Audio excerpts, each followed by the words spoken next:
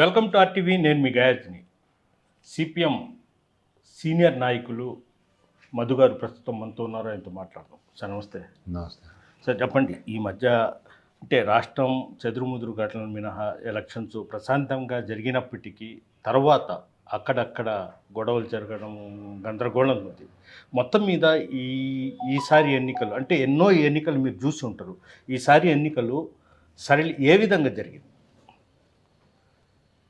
ఇప్పటికీ 485 స్థానాల్లో పార్లమెంట్లో ఎన్నికలు జరిగినాయి. ఇంకా కేవలం చాలా కొద్ది స్థానాల్లో మాత్రమే 53 స్థానాల్లో మాత్రం ఎన్నికలు ఇంకా జరగాల్సి ఉన్నది. రేపు 1వ తారీఖు జరుగుతాయి. ఈ ఎన్నికలు సరళి 2014, 2019కి పూర్తిగా భిన్నంగా ఉన్నది. ఈ ఎన్నికల్లో దేశంలోనూ మన రాష్ట్రంలోనూ కొన్ని వైవిధ్య భరితమైనటువంటి పరిణామాలు మనం ఈ ఎన్నికల్లో చూడవచ్చు. దేశంలో ఎన్నికలు ప్రారంభమైనప్పుడు, ఎన్నికల ప్రచార కార్యక్రమం ప్రారంభమైనప్పుడు నోటిఫికేషన్ వచ్చి ఎన్నికలు ప్రారంభం కాగానే నరేంద్ర మోడీ ప్రభుత్వానికి తిరుగులేదు, మళ్ళీ ఆ ప్రభుత్వం వస్తుంది అనేటువంటి ఒక రాజకీయ వాతావరణం ఏర్పడ్డది. చాలామంది విశ్లేషకులు మూడోసారి నరేంద్ర మోడీ వస్తాడని, ఇండియా బ్లాక్ అనేటువంటిది నరేంద్ర మోడీని ఎదుర్కోగలిగినటువంటి శక్తి కలిగిన పరిస్థితి దానికి లేదని ఇలాంటి వ్యాఖ్యానాలన్నీ కూడా చేశారు. తీరా ఎన్నికలు గడిచే కొద్దీ వరుసగా ఇప్పటికి 6 విడతలు అయిపోయినాయి. 7వ విడత రేపు జూన్ 1వ తారీఖు జరగాల్సి ఉంది. ఈ 7వ విడత ఎన్నికలు వచ్చే సమయానికి, అంటే దాదాపు 6 విడతలు అయిపోయే సమయానికి దేశంలో బీజేపీకి సింపుల్ మెజారిటీ రావడం కష్టం అనేటువంటి ఒక వాతావరణం ఏర్పడిపోయింది. 272 స్థానాలు వస్తే సింపుల్ మెజారిటీ. ఎన్డీఏ మద్దతుదారులు, కనీసం ఎన్డీఏ మద్దతుదారులతోనైనా బీజేపీ ప్రభుత్వాన్ని కొత్తగా నరేంద్ర మోడీ పెట్టగలడా అంటే అది కూడా సందేహమే అని చెప్పే వ్యాఖ్యానాలు విస్తృతమైనటువంటి స్థాయిలో వినబడతా ఉన్నాయి. ఈ ఎన్నికల యొక్క ఈ విడత 6వ విడత ఎన్నికలు జరిగే సమయానికి ఒక ప్రత్యేకమైనటువంటి ఒక ట్రెండ్ ఈ ఎన్నికల్లో దేశవ్యాప్తంగా కనబడుతుంది. ఏమిటంటే 2014, 2019కి భిన్నంగా కనపడుతున్న ఓటింగ్ సరళిని పరిశీలన చేసి చూస్తే ఓట్ల శాతం 2014, 2019తో పోలిస్తే 2024లో తగ్గుతూ వస్తూ ఉంది. 135 స్థానాల్లో, 136 స్థానాల్లో 132 స్థానాల్లో సింగిల్గా ఒక్కొక్క పార్లమెంటు స్థానాన్ని ఓటింగ్ శాతమే కాదు, మొత్తం ఇప్పుడు జరిగిన ఈ ఎన్నికల్లో 485 స్థానాలకి పోలింగ్ జరిగితే 132 స్థానాల్లో ఏ స్థానానికి ఆ స్థానం చూస్తే 2014, 2019తో పోలిస్తే ఓట్ల శాతం తగ్గింది. అబ్సల్యూట్ నంబర్స్లో చూసినా కూడా ఓట్ల శాతం తగ్గింది. గుజరాత్ లాంటి రాష్ట్రంలో 4.4% ఓట్లు తగ్గినాయి. ఎందువల్ల సార్? ఇది ఎందువల్ల అనేటువంటిది తీవ్రమైనటువంటి చర్చ జరుగుతూ ఉంది. నరేంద్ర మోడీ మన దేశంలో హిందూ ముస్లిం వివాదాన్ని రెచ్చగొట్టి ఈ విభజన రాజకీయాలు తీసుకొచ్చి ఆఖరికి మన రాజ్యాంగాన్ని కూడా మార్చేస్తాం, సంపూర్ణమైనటువంటి మెజారిటీ గన బీజేపీకి కానీ ఈ ఎన్నికల్లో వచ్చే అవకాశం ఉంటే మన రాజ్యాంగమే మారిపోద్ది అనేటువంటి ఒక వాతావరణం దేశంలో ఏర్పడ్డది. అందువల్ల ప్రజలు ఎన్నికల్లో పాల్గొనేదానికి ఉత్సాహం చూపించలేదు అనేటువంటిది ఉత్తర భారతదేశంలో కానీ కొన్ని ఇతర రాష్ట్రాల్లో, మధ్య భారతదేశంలో, తూర్పు ప్రాంతంలో ఈవెన్ అస్సాం లాంటి ప్రాంతాల్లో కూడా ఓట్లు శాతం తగ్గింది. ఆ రకంగా చూసినప్పుడు దేశంలో ఉపాధి, అధిక ధరలు ఈ సమస్యలు ముందుకొచ్చినాయి. మతము, uniform civil code, NRC, Jammu Kashmir ఇలాంటి విషయాలన్నీ కూడా ముందుకు తీసుకొచ్చి ఉద్రిక్తతలు రెచ్చగొట్టి రామాలయం నిర్మాణం సమస్యను ముందుకు తీసుకొచ్చి 2019 ఎన్నికల్లో పాల్గొంటే ఇప్పుడు ఈ ఎన్నికల్లో ఆ మత విద్వేషాలతో కూడుకున్నటువంటి అంశాలు ఈ ఎన్నికల్లో ప్రధానమైనటువంటి అంశాలు కాదు అనేటువంటిది ఈరోజు తెల్లవైపోయింది. అందువల్లే ఓటింగ్ శాతం తగ్గింది అని అనేక పత్రికలు వ్యాఖ్యానం చేస్తాయి. ఓటింగ్ శాతం ఎందుకు తగ్గింది? ఓటింగ్ శాతం ప్రజలు ఉత్సాహంతో నరేంద్ర మోడీ ప్రభుత్వాన్ని గెలిపించాలనేటువంటి ఒక వాతావరణం లేనందువల్లే ఓట్ల శాతం తగ్గింది.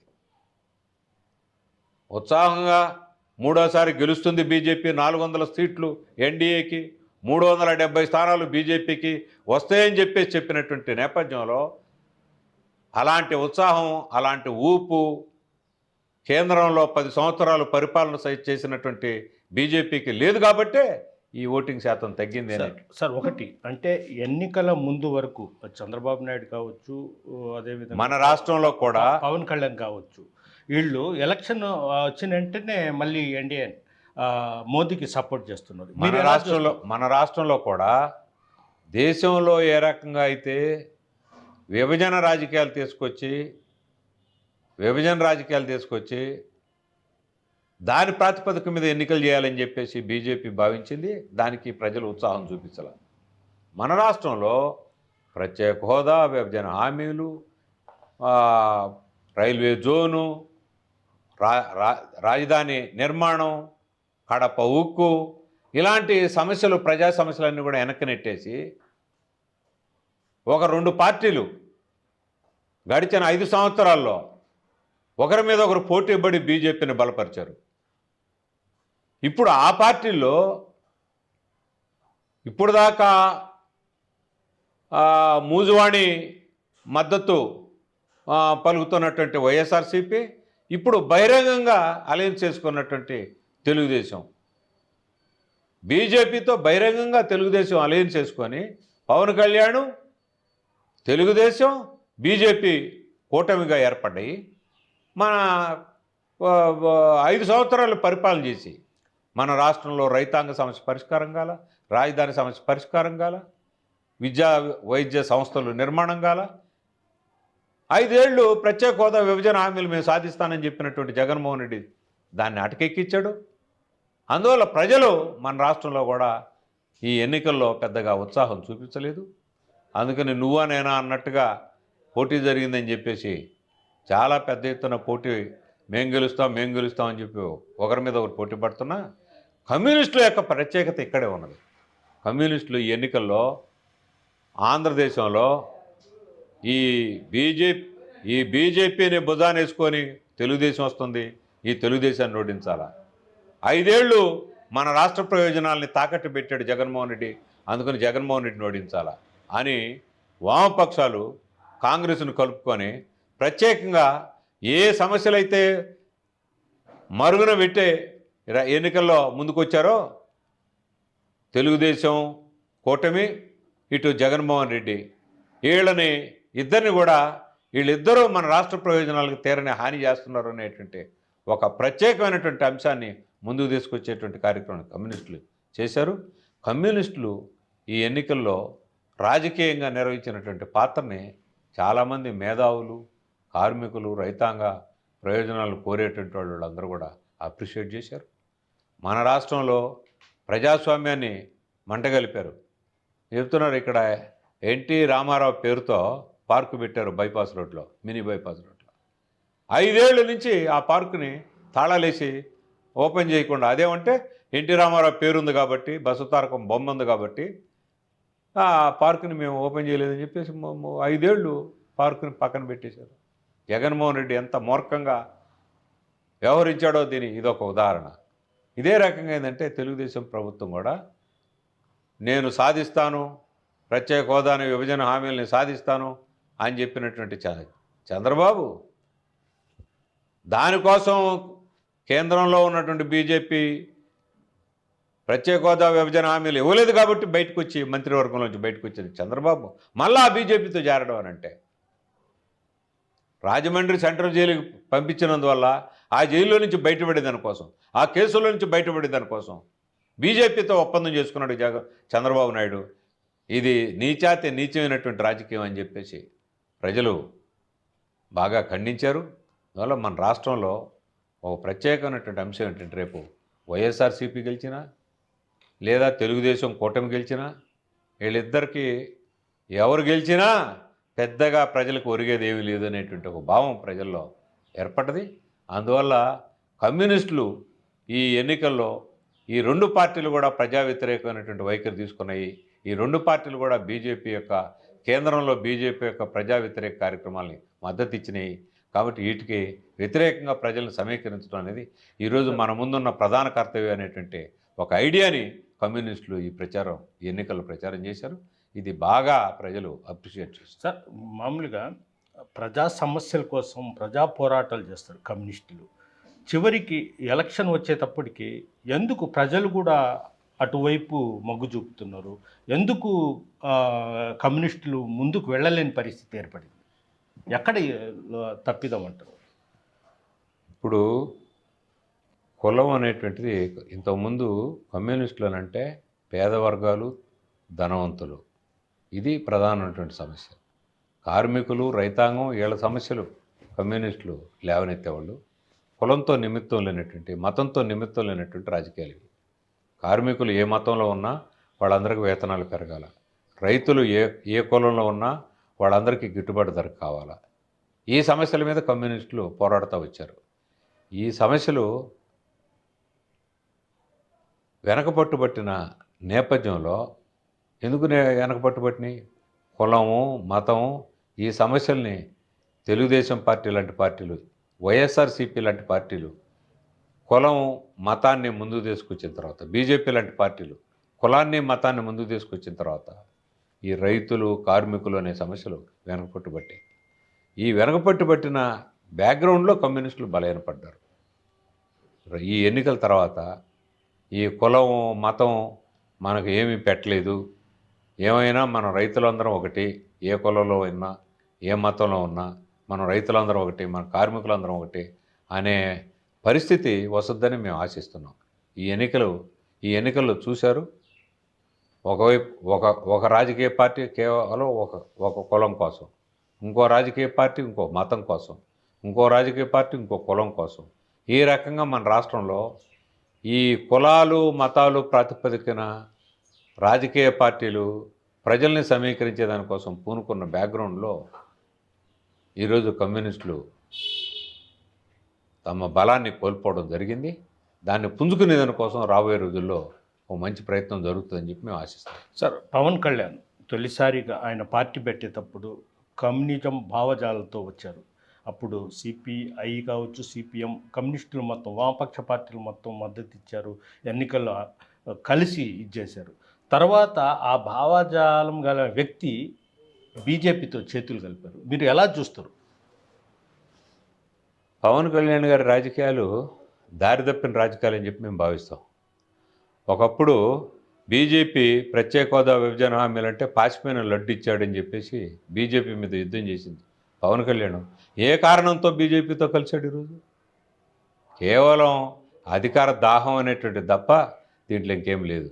అందుకని సూత్రరహితమైనటువంటి రాజకీయాల్ని కులాన్ని అడ్డం పెట్టుకోను, లేకపోతే మతాన్ని అడ్డం పెట్టుకోను రాజకీయాలు చేసేటువంటి దానికోసం పవన్ కళ్యాణ్ పూనుకోవడం తప్ప మరొకటేం కాదు. అదేమి ఎక్కువ నిలబడదు. రేపు ఎన్నికలు అయిన తర్వాత దాని పరిస్థితి మనకు చాలా స్పష్టంగా కనపడుతుంది, ఖచ్చితంగా తేలిపోద్ది అని చెప్పి మేము భావిస్తున్నాం. అలాగే ప్రత్యేక హోదా విషయంలో బీజేపీ పూర్తిగా అన్యాయం చేసింది ఆంధ్రప్రదేశ్ రాష్ట్ర ప్రజల్ని. అయితే మొన్న రాజకీయాలు ఈ ఎన్నికలు దగ్గర పడుతూ చిలుకలూరిపేటలో కూడా పెద్ద సభ, చంద్రబాబు నాయుడే మోదీని తీసుకుని వచ్చారు. అక్కడ కూడా రాజకీయాల గురించి ప్రస్తావించారు, కానీ ప్రత్యేక హోదా గురించి ఏమాత్రం ఎక్కడ మాట్లాడలేదు. దాన్ని ఎలా చూస్తారు? అంటే మొత్తం మీద స్వార్థం కోసమే అంటారా? మన రాష్ట్రంలో చాలా ప్రమాదకరమైన ధోరణి. అధికారంలో ఉన్న పార్టీ ప్రత్యేక హోదాని విభజన హామీలను వదిలేసింది. కొత్తగా అధికారం కావాలని చెప్పి కోరుకునేటువంటి తెలుగుదేశం, బీజేపీతో జతగట్టినటువంటి తెలుగుదేశం ప్రత్యేక హోదా విభజన హామీలను వదిలేసింది. వీళ్ళిద్దరూ కూడా ఒకరి మీద ఒకరు పోటీపడి బీజేపీని బలపరిచేటువంటి పరిస్థితి వచ్చింది. అందుకనే కమ్యూనిస్టులు ఈరోజు హోరాహోరీ ఈ రెండు పక్షాలతో పోరాడడం ఒక ప్రధానమైనటువంటి కర్తవ్యంగా భావించాయి. మేము చెప్తున్నటువంటి ఈ విధానానికి ప్రజల్లో స్పందన బాగా ఉన్నది. అయితే ఎప్పుడు వస్తాం, ఎప్పుడు పుంజుకుంటాం, ఏమైనా రేపు రాబోయేటువంటి ఫలితాలు మాత్రం కమ్యూనిస్టులు బలం పుంజుకునేదానికి కావాల్సిన ఒక వాతావరణాన్ని మాత్రం సృష్టిస్తాయని మేము అనుకుంటున్నాం. అలాగే అంటే మన రాష్ట్రంలో కావచ్చు, అదేవిధంగా ఒక నెల్లూరు జిల్లాని తీసుకుందాం. ఎక్కువగా అంటే ఎంపీ అభ్యర్థి నెల్లూరు సిటీ నుంచి సిపిఎం అభ్యర్థి రమేష్ పోటీ చేశారు. అదేవిధంగా ఎంపీ కొప్పెల రాజు పోటీ చేశారు కాంగ్రెస్ పార్టీ నుంచి. అయితే వైసీపీ అటు టీడీపీ నుంచి మొత్తం క్రాస్ ఓటింగ్ కాంగ్రెసు వామపక్షాలు పోటీ చేసే అభ్యర్థికి ఎక్కువగా పడ్డాయి అంటారు. దాన్ని ఎలా చూడొచ్చు అంటారు? అంటే ఆ ప్రభుత్వాల మీద ప్రజలు ఈ రెండు పార్టీలని విసిగి వేసారిపోయి ఉన్నారు. అందుకనే కొప్పుల రాజు గారికి ఎక్కువ మంది ఓట్లు వేసినట్టుగా చెప్తున్నారు. ప్రజలు దళితులు, గిరిజనులు, బలహీన వర్గాలు, ప్రత్యేకంగా ముస్లిం మైనారిటీ వ్యతిరేకత ఉన్మాదాన్ని బీజేపీ రెచ్చగొట్టింది. దాన్ని ఇండియా బ్లాక్ ఈరోజు ఎదుర్కోవడానికి ముందుకొచ్చింది. ఆ ఇండియా బ్లాక్ ప్రతినిధిగా కొప్పుల రాజు గారు పోటీ చేశాడు. అందువల్ల క్రాస్ ఓటింగ్కి ప్రధాన కారణం కాంగ్రెసు, ఇండియా బ్లాక్కి దేశంలో వస్తున్నటువంటి ఆదరణకి ఇది సూచనగా మనం భావించవచ్చు. ఇది పరిస్థితి. రాష్ట్రంలో చంద్రబాబు నాయుడు కావచ్చు, జగన్మోహన్ రెడ్డి కావచ్చు, పవన్ కళ్యాణ్ కావచ్చు, స్వార్థ రాజకీయాల కోసం ఈరోజు ప్రత్యేక హోదా విషయంలో కూడా మొత్తం గాలికి వదిలేసి ఈరోజు రాజకీయాలు చేస్తున్నారు. Communist party పుంజుకుంటుంది. ఏ రోజైనా ప్రజలు కమ్యూనిస్ట్ పార్టీని మరింత మద్దతు ఇస్తారని కూడా మధు గారు చెప్తున్నారు. వీడియో జర్నలిస్ట్ ప్రదీప్తో గయాజ్ RTV నెల్లూరు నుంచి. మరిన్ని వీడియోస్ కోసం ఛానల్ ని సబ్స్క్రైబ్ చేయండి. లేటెస్ట్ అప్డేట్స్ కోసం వాట్సాప్ ఛానల్ ని ఫాలో చేయండి. అండ్ లింక్ డిస్క్రిప్షన్ లో ఉంది.